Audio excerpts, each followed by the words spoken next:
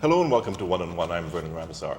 In 1998, 21-year-old Matthew Shepard was beaten, left tied to a fence to die just outside of Laramie, Wyoming.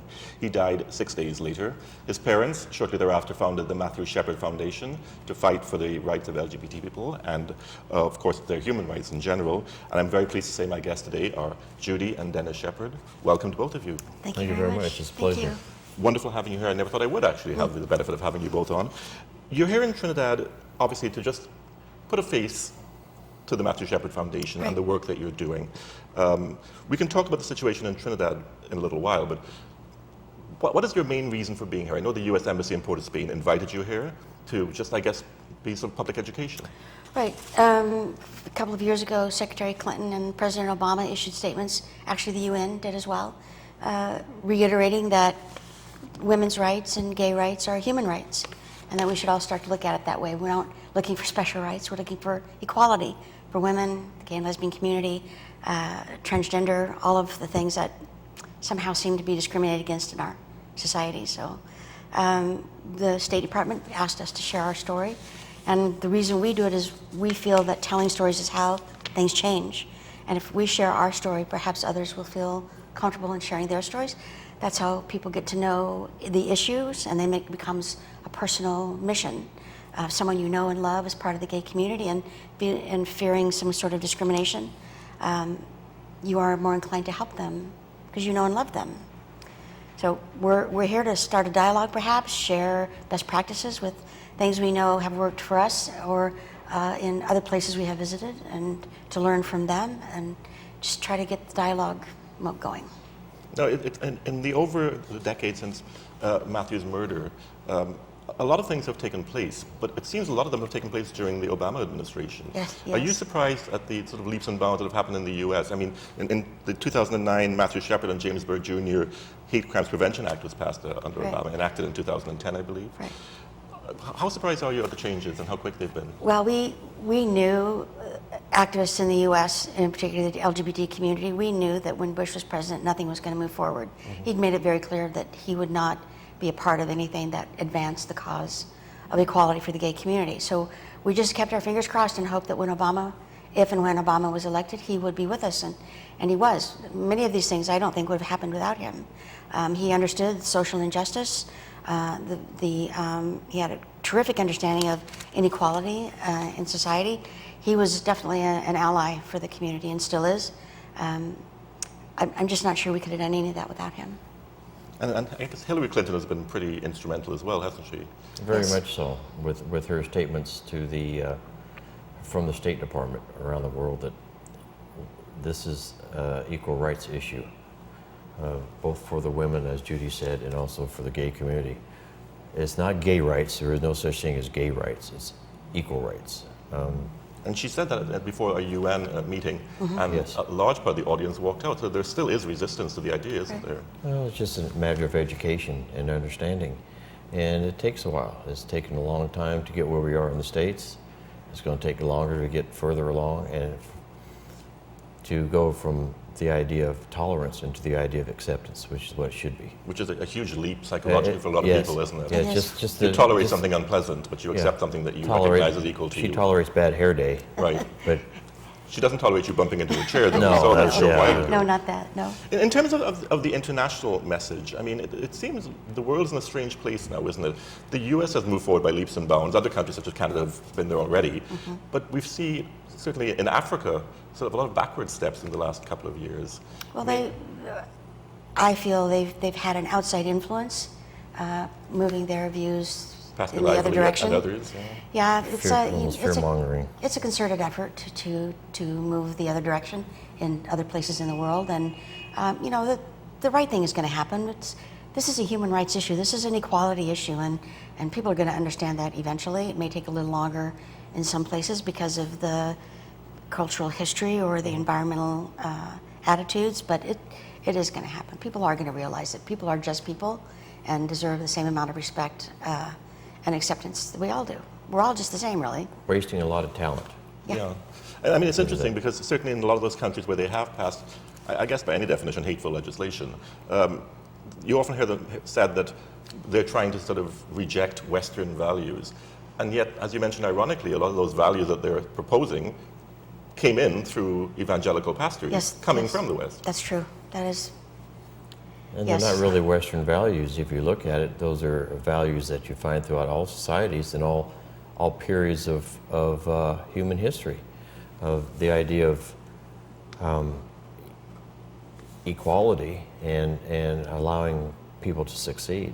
It's just it's easier to discuss it now because you have the internet, and the social media is greater around the world, so people have a quicker grasp of the issues, and their own opinions can be heard, whether people want to hear them or not. I think it's interesting because the idea of it being okay to discriminate against LGBT people is so entrenched in so many societies, and you wonder where that sort of inherent hatred comes from.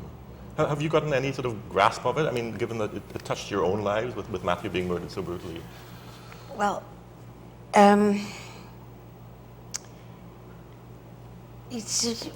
we know that culturally that through periods of history it's been widely accepted and then not accepted and then accepted again and not, sort of the back and forth thing.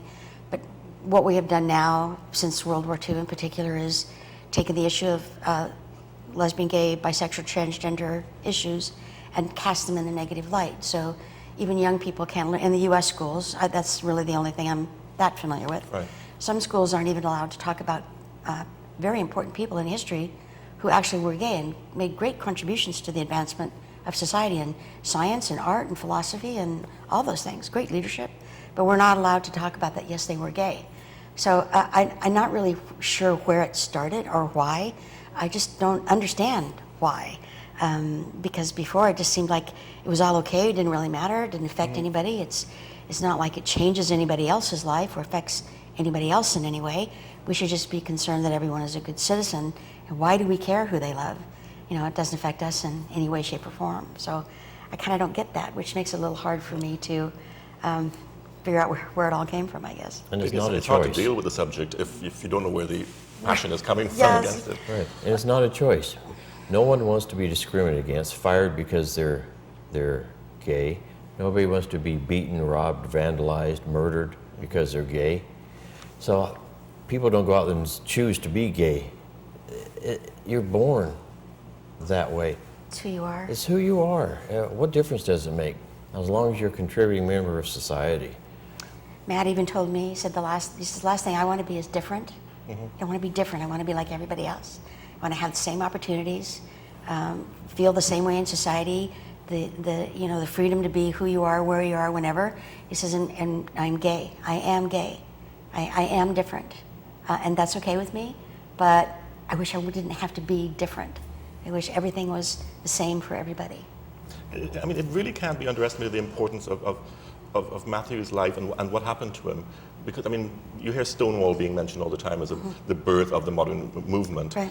But Matthew's death really put a sudden spike into efforts, didn't it? I mean, and of course the foundation. Very did. much It so. really moved a lot of people very deeply. What was it about resonated? In as much as his death was horrible, what was what resonated with the U.S. and the world population? Well, I think the media had a huge role in that. They took on what happened to Matt, and it sort of took on a life of its own. Even much of the reporting was not totally accurate. It just became like the story of the day. If it bleeds, it leads, and Right. that's what happened. It was an iconic location. When they see pictures of Matt, I think the straight community suddenly was like, well, I know him. He could be my next door neighbor, or even my child, or my son's best friend, or something. There was just something about him that resonated with the straight community more than perhaps other incidents. Plus, this was an incident the media was talking about. Previously, not so much. I think one or both of you described him as an awkward kid in many ways. He was, yeah, he was just a kid. So he was like every man. Yeah, exactly. Well, he was kind of fragile in his size and his height. He had braces. Had Yes. braces, 48 kilos in weight, 1.5 meters tall. He was fluent in several languages. He wanted to work overseas. He liked people. People liked him. So he was just ordinary, the kid that everybody would like their kid to be. And then and then to be murdered in such a horrible fashion really brought the issues to the forefront of what was happening throughout the gay community, and not just the gay community, but anybody who was different.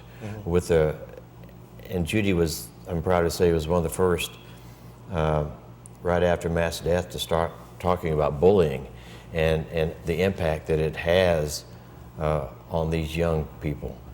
Whether they speak with an accent, they wear different clothes, they live on the wrong side of town, anything that makes them different was used to put them at a different level when they should not have been.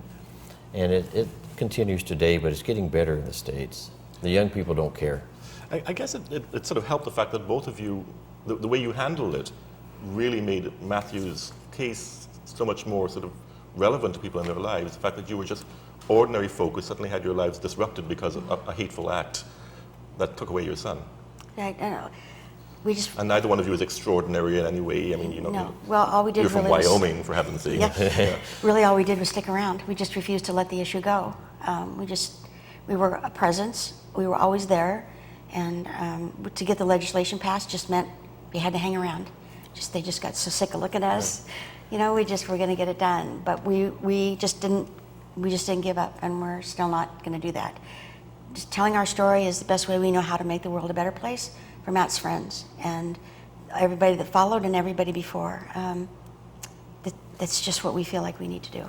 I was just listening to your speech in the court this morning, which is intensely moving, of course, but you granted life to Matt's killers because of, I guess you decided that doubly, one way it was a way of showing a tribute to Matt, the fact that you let them live, but also the fact that you wanted him with them on every birthday and every Christmas to think about Matthew Shepard and the fact that their life is as a result of him and your forgiveness. Well, it was a way of reminding him and everybody else that as much as we believe in the death penalty, there's a time and a place to let it go. And this is one of those times, in that it put those two away forever. No chance of them getting off on a technicality. We didn't have to follow up every time there was another hearing on the death penalty. They were buried deep, and we'd go ahead with our lives, and the rest of the world could too. I mean, it's sort of a measure of how Matthew's death touched so many people. The fact that Jason Collins, now the first out NBA player, we've now learned, chose his number, 98, because of the year of Matthew's death. And I guess you had a chance to meet him as well. Yes, he's a nice young man. Did it surprise you that somebody would be sending out a message so subtly that I'm sure even you didn't get it at that until No, it came we out? didn't. And when he announced why he was doing it, it was a real shock to us also. And it was quite an honor, and I know it hit me pretty hard. Because it said that the work that you were doing and what happened to Matthew was taken to heart by many people, Yeah. and they ran their lives with that in their minds. Yeah, and a lot of them have From come a out little and town become in Wyoming. activists after Matt's death because of that, and they've done a lot more. And I would say Judy would know this more than me with all her travels and speaking engagements. 18 countries, I think you told me. 18 countries, and she's all but 2 states in the United States, and working on 3 million people easily. But Matt's death changed their lives, and the fact that they said, what good does it do to stay hidden? If we live our life as we should, we can focus totally instead of, you spend half your energy hiding, the other half being who you want to be, instead of focusing all on who you want to be and going forward with that. And they said it changed them radically. It's important, and you guys mention it all the time, that we need not talk about gay rights or even women's rights, we talk about human rights. Right. And that really changes the whole conversation, doesn't it? It does. Because you have your opponents sort of implying that people are looking for special rights, which is in fact not the case. Is it? No, not at all. So when you're out there, do you make a point of emphasizing that? Yes. That it's a human rights issue? Yes. Or an equal rights issue. Yeah. They're both basically the same. But there is no such thing as a special right for anybody. Or the gay agenda, or any The of that. famous agenda, yeah. That's equality. Hello, how hard a concept can that be? I mean, some people will say in other countries that the U.S. is trying to sort of circumvent local cultures and things like that by imposing sort of American values on people. I think you've said that equality is not an American value. No. No, it's a human value. And you find it, like we said earlier, throughout society, and then throughout the different ages. They've tried to, for their citizens, give them all the rights they should. Even in the United States, we're still having that problem. If my son Matt, he's born in the United States, he's a citizen of the United States, he pays taxes, why shouldn't he be allowed to marry who he wants, inherit, not worry about losing his job because of his sexual orientation? All these different things. He should have the same rights as everybody else, and they're not giving him that. So you have an unequal society for no real explainable reason. It's sort of fascinating to watch the way the U.S. has been changing state by state. It's fascinating. And if you look at the map, I mean, there's very clearly a gap in the South. I mean, that will be the last bastion to sort of beat down, won't it? It is, but there's an interesting fact that the state of Mississippi, per capita, has the most same-sex couples raising kids than any state in the Union. Really? Yeah. That's an interesting... Yeah, but they're not exactly the vanguard. No, they are not. No, they are not. It's the age group difference. And they really don't have any legal rights in Mississippi any more than any place else, and fewer than some places. But the census shows that they are, per capita, the highest number of same-sex couples raising a family. That's extraordinary. I mean, but is there some correlation between fundamentalism and attitudes in the various U.S. states? I mean, the U.S. South tend to be viewed as a more sort of fundamentalist Right. Christian. Yeah, I think that's true. I think religion plays a role in how people think. It also gives cover to some people for their own personal bias. So it's a two-edged sword there. I don't know that we'll ever know exactly how that happens, but we know that even churches in the U.S. are changing their policy building by building. Doctrine is a little harder to change, takes a little more time, but people in the U.S. and other places around the world are beginning to understand that this is about people who really are the same. The only difference is who they love and why do you care? What difference does it make to anybody? What you really want is a good citizen in your country, a good neighbor, a good friend, a good employee in your company. Why do you care who they love? It makes no difference to anybody else, as far as I can see. And I think it's something that other countries and cultures are beginning to understand. Western influence, I don't know, what is that really? Pop culture, really? If you're going to say that we are part of the Western push to make change, you give far too much influence to us. Way too much. We're just a mom and a dad whose son was murdered by someone who didn't like gay people. And it's interesting because you're two of the most prominent activists, of course, in the world, I would say, safely, and yet you're a heterosexual couple. But because of Matthew and his death, you find yourself in this odd position that I guess for most of your life you never thought you would be. It was just our son. Yeah. That was all. Did you two ever have an issue with his sexual orientation? No. Oh yes. In that, I was a little disappointed because my father had taught Matt and his brother how to hunt and fish and camp and ride horses and stuff, and I wanted grandkids so I could do the same thing. Okay.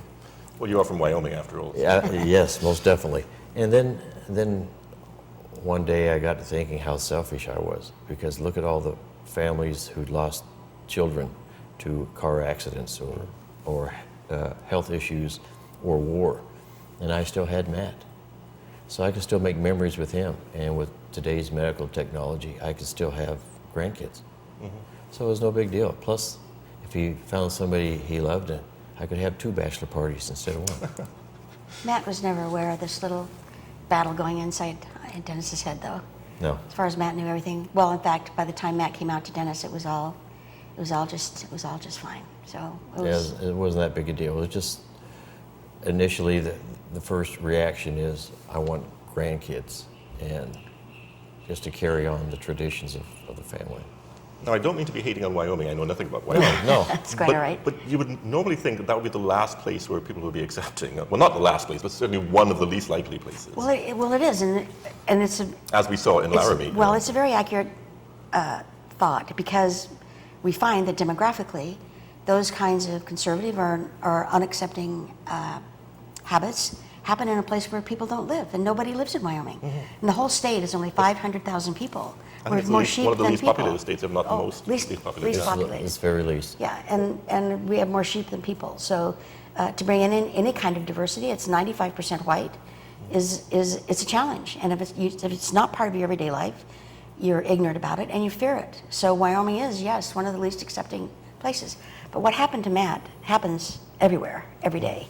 It's not endemic to Wyoming or even Laramie. It was two ridiculous boys, same age as Matt, who took it upon themselves to rid the world of another fag, and that's what they did. So, but to blame Wyoming or Laramie or any other geographic location for that would not be right. It's just education. There was the environment then that the gay community was the beginning of all our problems, because there was no other common enemy. So the environment then was very, just told those two boys it was okay. It was okay to do that to Matt. And they were encouraged to do so because there was, any time something happened in the gay community, any kind of an incident, from vandalism to beatings or murder, whatever it might be, they were pretty much shoved off to the side. So it encouraged more of the same kind of action. And that gave them some of the encouragement to do what they did. Figured it'd be no harm, no foul. But in the middle of all of that, I mean, you had that sort of angel action that happened, Yeah. which is, I think, one of the most beautiful things ever. I mean, you had the horrible Westboro Baptist Church people who were Yes. just trolls for At the attention. trial, yes. Protesting at the trial. And then Well, you had, at the funeral service as well, too. yeah. Yes. And then you had these people dressed as angels that sort of stood between Right? Yes. them chanting out hateful things and you. Yeah, no, it was really beautiful. That was at the trial. Yeah. And, Matt's friends came up with that the night before. We never did actually see them because we were escorted in another Yeah, so you were sort of rushed area in of the like that, building. Yeah. So, but they were. It was an amazing idea. We saw him afterwards, and we told him what a great idea it was. It got, hugs all around, and it became quite the action that is used all over the world Right. now. Now it's been immortalized in the Laramie Project. Yes, so- of course, which we'll be screening here, I believe. Yes. Yes, tomorrow night. Tomorrow at Napa. Now, you've come to Trinidad. I guess you don't know much about Trinidad and Tobago, except I guess you would know in terms of the criminal law in Trinidad and Tobago, same-sex. I guess same-sex activity is against the law. Although not in enforced. practice, it's never enforced. I mean, do you think you can make a difference just by working with indigenous groups while you're here for the few days, or at least sensitize people to the issue a little Well, bit? I think just starting the dialogue is tremendous. Getting people to talk to each other and share their stories. As I said earlier, when you realize that your neighbor, whom you love and trust, may be a member of the gay community, suddenly you have a different perception of what that means. It might give you pause about why those laws are still even on the books, because those laws send a message that any member of the gay community is illegal. And perhaps you don't want that for your country or your friend. It would give you cause to become an activist yourself, or at least an outspoken advocate. Telling your stories is the best way, we think, to make change, because it makes it really personal for everybody else. And especially engaging straight allies is huge, because their support and their voice carries so much more weight with other members of the straight community. We can get away with saying more things than a member of the community could in our work, and challenging people's ideas. So just telling your stories, it's huge. And you got to remember, if I tell you this person gets up in the morning, takes a shower, gets dressed, has breakfast, goes to work, comes home, takes out the garbage, goes to the grocery store, cooks dinner, writes a few bills, watches TV, and goes to bed. Okay, is that person male or female? Well, exactly. Is that person gay or straight? Black or white. That's right. All of us. Everybody, they're the same. They're all boring. They're not the carnival people you see with the fancy feathers and everything. They don't wear that to work. They're just ordinary citizens trying to live their life to their best abilities, and trying to succeed and raise a family and have a happy life and die with a smile on their face like everybody else. And to be pushed down because they're a little different, because they're gay, or they have an accent, or they dress different, is just wrong. We all have basically the same dreams and the same aspirations to love and be loved in return. Who can say no to that?